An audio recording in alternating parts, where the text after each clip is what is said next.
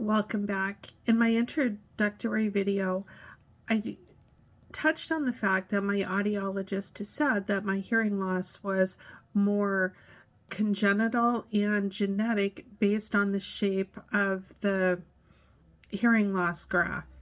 Now, I can think back to my childhood, and there are times where I can see my hearing issues playing out and developing me not as just as a person, but as a friend, as a sibling, as a child.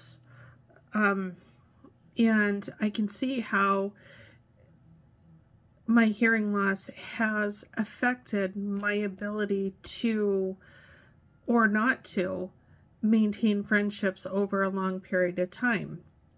It's a very rare person that I have consistently maintained friendships for 30 plus years. Now, if you're a viewer and you went to school with me, what I'm referencing is in school, once I graduated 8th grade, if I had no contact with you personally from 8th grade on, and we reconnected on Facebook, that's a lot different than me actually maintaining a 30 plus year relationship where I'm at least talking to a person throughout my adulthood. There are two people in particular that I'm thinking of. One I met in college in Florida, and we touch base off and on through Facebook. And then one or two people that I'm thinking of I met in the Air Force.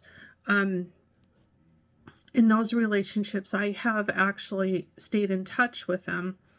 There is a long period between my 8th grade year as well as my high school years where I really haven't talked to or seen face to face any of the people I went to school with. Yes, I still consider you a friend, but friend/acquaintance, because we haven't maintained that relationship.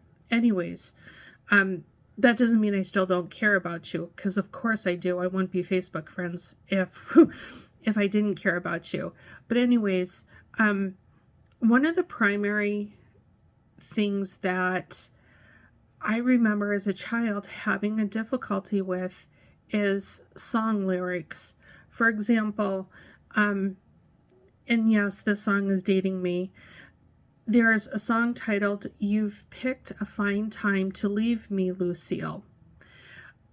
This is the genre of music that my family listened to as we traveled throughout Maine, doing various different driving trips, whether it's fishing or hunting or whatever. That's the style of music we listened to. One of the lyrics in there repeats the title, "You've picked a fine time to leave me, Lucille." And this is where I think hearing loss is kind of prominent in my childhood. The lyric continues on to say, "With 4 hungry children and a crop in the fields." From the time I first heard this song, I always sang it, "You've picked a fine time to leave me, Lucille, with 400 children and a crop in the fields." Now there's another song out there that has a similar lyric that in the title, that until I actually looked at the lyric, I had it completely wrong.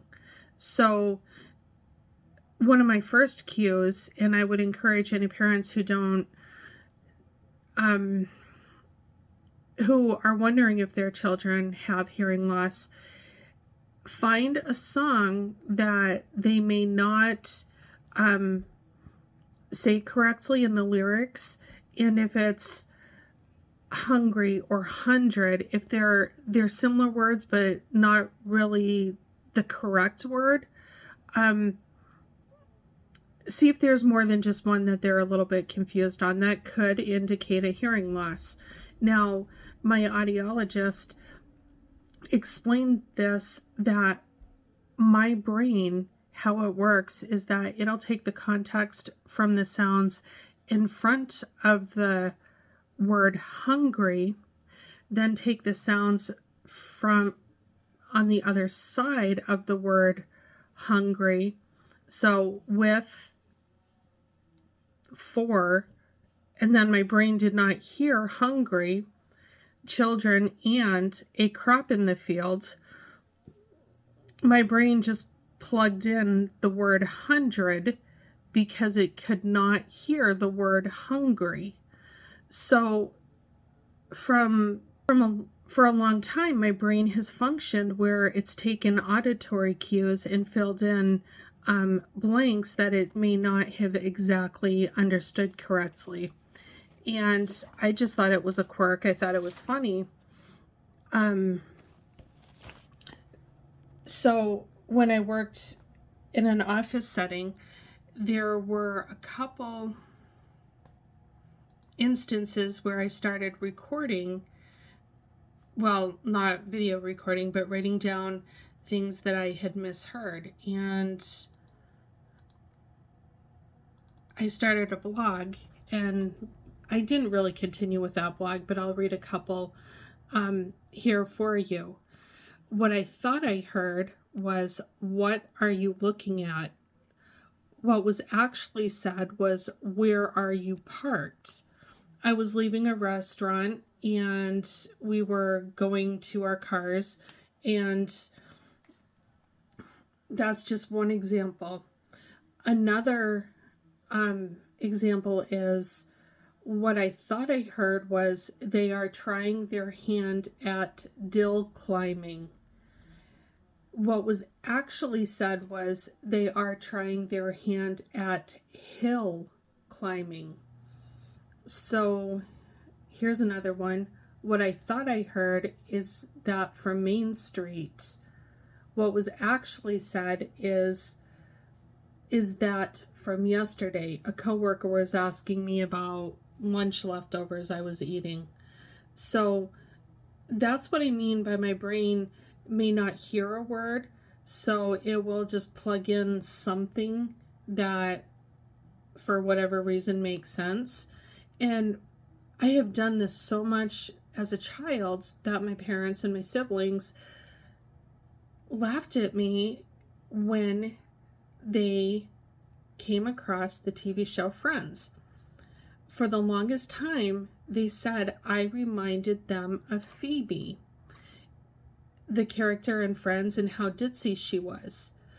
Well, what was happening in my brain is I was so busy concentrating on trying to process the sounds that were coming in, my interpretation was completely off. So I would say something completely weird, completely not even close to what was being said, and it made me come across like I was a ditz, like Phoebe. Another reason that I think I've had hearing loss my whole entire life is because my friends in the Air Force laugh at me sometimes because we would be talking about maybe the children's story Jack and the Beanstalk, and I would say, "Oh, that reminds me, I need to get a cup of coffee." So they would call that Kelly logic. Or they would say, "I wonder how we can solve this solution." And we would be looking at a computer problem, and I would totally, at random times of the day or night, when we weren't even talking about the program, something would be said in a conversation. Maybe we were playing a game of cards or talking about a football game, and I would say, "Oh, that play just kind of triggers something in me. We can solve this computer problem this way." And basically what I'm trying to say is that I would take 3 completely unrelated items and be able to put them together to come up with a solution that solved an issue. Now, I don't always think that way, but a lot of the times I do. So that's another reason I'm very thankful for my hearing loss, because it has enabled me to think out of the box.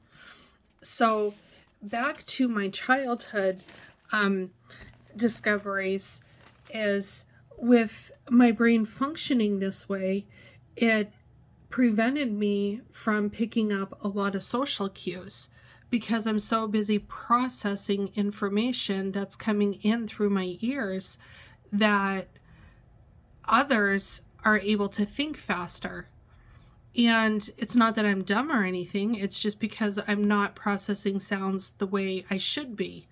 So if your child is getting, child or loved one or whoever, if they're getting song lyrics confused, if they're thinking of things in a very unique and strange way, if they're getting social cues completely mixed up and making others either tease them in an inappropriate manner, or they're being ostracized by their peers at school, get their hearing checked. And at the time when I was going to school, all they did was put a set of headphones on you and say, "Can you hear this beep?"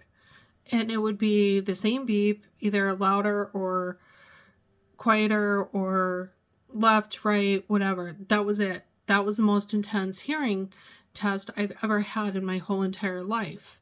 Well, my audiologist, she did a more in-depth test where she put these plugs in my ears and she actually tested the function of my inner ear.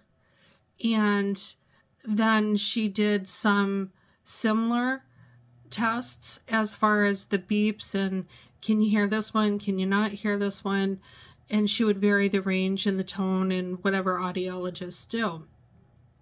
And one of the last tests she did was she stuck this different type of hearing monitor on my head, and there was kind of like a piece of it touched like the back of my head. There's a bone that's almost directly behind your ear. It's kind of like part of your head. And then she did some other audio tests. And that's what I mean by an in-depth hearing test. It's not just sticking a set of headphones on a child or an adult or somebody struggling to hear. It's actually having an audiologist take the time to measure what the person is actually hearing and the levels that they're hearing it at. Let's see. I've always felt different from my peers and from my siblings, not because of anything else other than I've always felt like I thought differently, and I never ever understood why I thought differently until I had those tests. What are they called? See, this is another thing I do. I try to remember a word and I forget what the word is. But sample. The hearing aid sample. When she put the hearing aid sample on my ears and I could actually hear sounds for the first time ever in my life, I thought to myself, how is my brain going to change?